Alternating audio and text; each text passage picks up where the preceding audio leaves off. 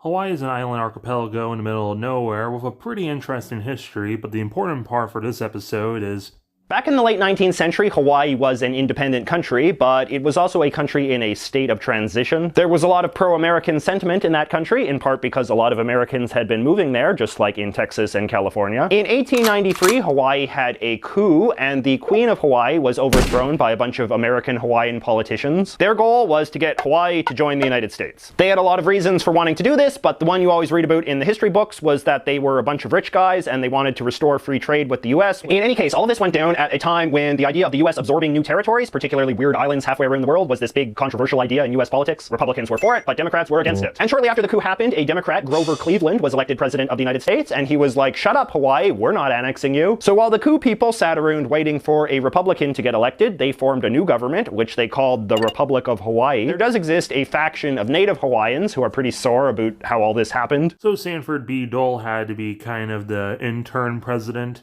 He's part of the famous Dole family.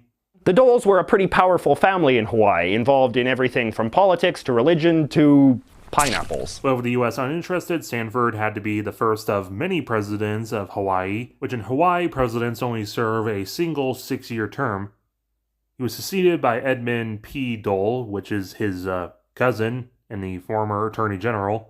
He tried asking America to be annexed again, but US President William J. Bryan was like, "No, we already have Phoenix and the Line Islands. We don't really need something that's also really close to us. Please go away." So now turned down for a second time, Edmund had to actually govern Hawaii. Hawaii essentially became a hotel of countries, with people stopping there on their way to other places in the Pacific. Funded with the horrific sandalwood and especially sugar plantations. During a time when the majority of the world was starting to end slavery, Hawaii kept it alive, with many being used in the plantations ruled by the white upper class. But change eventually came, with the Great Depression. Fucking cowboy, fucking cowgirl, how the fuck are you doing? I need help. Get over here! Nope. Bitch. In 1936, the Japanese Empire invaded Hawaii, claiming to liberate the Asians and the Hawaiians from their white oppressors, and also doing a lot of not kosher things. And eventually, the United States was moved to intervene, only after the Japanese invaded the Philippines, which is an autonomous republic and future state of the US, and they completely went over Hawaii to get to them. Are you kidding me? So I guess it's just up to Hawaii to save themselves. Damn it! I think we're done here. Incoming! After a mostly failed rebellion, the communist Hawaiian Seven were able to rally the people to actually push the Japanese off the islands. Well done, partner. Look! Let's get wrangling, cowboys. Thus establishing the People's Republic of Hawaii. After a bit of debate, they eventually settled on one of the 7 becoming the head of state, and of course joining the Warsaw Pact. Jack Wayne Hall is the communist leader of Hawaii until his death in 1971. Despite being of American descent, he promoted racial harmony as well as the growth of the old Hawaiian culture. During the Sino-Soviet split, they were trying to figure out how communist they should be, and China and Russia broke up. And Hawaii kind of became the Albania of the Asian communist world. For a while, Albania was part of the Soviet bloc. However, during the Sino-Soviet split, Albania actually decided to side with China and not Russia, which strategically may have been a bad decision. The reason being because that made China Albania's only ally in the world. And it can get kind of hard when your only ally in the world isn't even close to you geographically. So Hawaii sided with the Soviets. Jack Hall was replaced by Thomas Gill, who fought in the liberation of Hawaii and the Korean War. He also unfortunately had to be there during the 1970s sugar crash, where the price of sugar dramatically went down. So now screwed out of their main income, they had to figure out something fast. So they allowed the Soviets to station their Pacific Navy within Pearl Harbor, which raised some tensions, and the Soviets that were stationed there got a reputation for being obnoxious tourists. The government didn't really like them, but Hawaii started realizing they could profit off of this. So relations with the United States cooled with a visit from Richard Nixon, who introduced Spam, and Hawaiians loved it. I mean, they had to lock it up, they loved it so much. which prevented Hawaii from actually going the same path as Albania. In the 70s, China was kind of like, look, Albania, it was cute how you wanted to tag along, but you're on your own. During the 1990s and the fall of communism, Hawaii actually suffered very little. Due to Gil's very early Gorbachev-style reforms, he was able to weather the storm well, which led to a very peaceful transition of power and the end of communism with an election in 1991, which led to the election of Frank Fossey and his best party, which eventually reformed into the Aloha Aina Party, or Love of the Land Party. Fossey democratized the country and molded it similar to New Zealand. In 1993, the U.S. Congress and President Clinton officially apologized for the American role in the 1893 coup. They referred to it as the illegal overthrow of the Hawaiian monarchy and said that President Dole's government was formed without the consent of the native Hawaiian people. The 97 elections brought us John Wahihili III, who was the first actual native Hawaiianer elected to the Republic of Hawaii. And he's associated with a lot of the modernization of Hawaii. He was part of the Wise Turtle Party. There's a bunch of minor political parties within Hawaii, and they sometimes enter government with coalitions, but the Wise Turtle and Love the Land Party are the two main parties. They're pretty similar parties in terms of the economy, both being very far left, but the Wise Turtles are more international, while Love of the Land is more Hawaiian-centric, as well as being more pro-US. It was also around the time where they kept the original flag, but they changed the colors to reflect their new path in life. Linda Lingle was elected the first woman and first Jewish president, and is so far the only Love of the Land president. She drew Hawaii a lot closer to the United States, even aiding them in the invasion of Iraq. She's known for a few things, but notably she vetoed a gay marriage bill. Pretty infamously, she didn't want to build new prisons on Hawaii, so ended up deporting prisoners and refugees to Australia, but then the Australians didn't want them, which led to this big standoff. Then was elected Barack Obama, who is both of American and African descent. He was the first president to really use social media.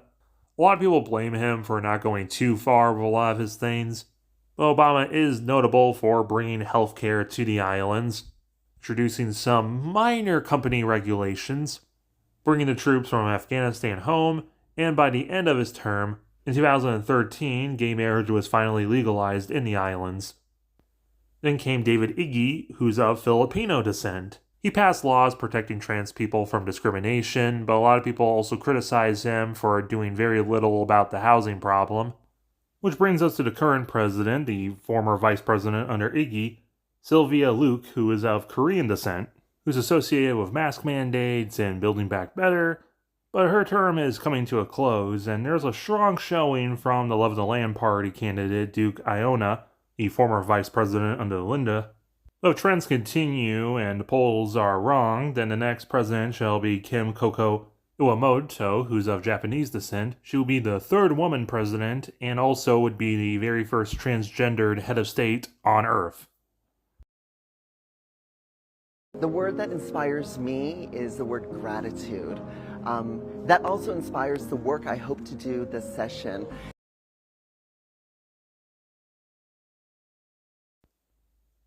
Leading us to today. Hawaii's capital and largest city is Honolulu. Hawaii is divided into 4 states based on island clusters, as well as a special administrative place. Papahana Umokaukea Marine National Monument. Papahana Umokaukea Marine National Monument. There, you got it. 43% of the population identifies as white, with American lineage from Germany and Ireland, as well as minorities from Russia, Australia, and New Zealand. 25% identify as Filipino, 22% identifies as Japanese, 14% Chinese, 3% identify as black, with only 21% of the population identifying as actually native Hawaiian. Hey kid, where's the beach? Mahalo! Hey, speak English? Which way to the beach? And then everyone else is either from Korea, Samoa, Tonga, Okinawa, and surprisingly a large number of Native Americans. Hawaii is in Polynesia in the greater Micronesian, Melanesian, Polynesian culture. The official language and the one most spoken is English with a noticeable American spelling and accent. With Hawaiian being co-official, it's part of the Austronesian family, closely related to Maori. Everyone knows at least a little bit of Hawaiian because it's taught in schools at an early age with English, and there's news and TV in Hawaiian. There's also considered a Creole language known as Pidgin, which some people argue is it really a language or is this just spelling how they say words with an accent. 37% of the population identifies as atheist, while 42% identify as Protestant, mostly Episcopalian and Calvinist. 13% identifies as Buddhist, mostly from the Japanese community. 4% Catholic from the Philippine community. Even 1% Mormon, and 3% everything else. There's not a lot, but there has been a new agey pagan revival of the old Hawaiian traditions. Hawaii uses the very colorful Hawaiian dollar and the New Zealand dollar. They use the American AB style plug outlets. Marijuana is legal, but the sale of cigarettes to anyone born after 2008 is illegal. Honolulu is the headquarters to the Trans-Pacific Partnership. Hawaii's friends include New Zealand, who are their brothers. They trade all the time, they inspire each other with their European and Pacific unity. They're also pretty close to Tonga, Nauru, and everyone loves Samoa. Well, until it's rugby and baseball season. Hawaii is still a little frustrated with being rejected by the US, but they still are pretty close to the United States. Americans love going to Hawaii for holiday, and Hawaii loves their tourism money. Despite the colonization in the 30s, Japan is actually very close friends. They love Japanese media. Russia is kind of that one friend Hawaii has that they don't want to bring around the others, and they don't really get along that much anymore, and they're usually arguing, but they used to be really close, and they don't want to break up, and Hawaii really loves their disaster relief money. So Hawaii kind of keeps them at an arm's length, kind of away from all their other friends they're way closer to, but they don't want to give up. Hawaii recognizes the Sahrawi Arab Democratic Republic, Taiwan, and Abkhazia, but not South Ossetia. Hawaii was kind of forced into their modern position against their will, but they've made it work over time, and things have definitely improved for them. Make sure to hit the like button and subscribe for more.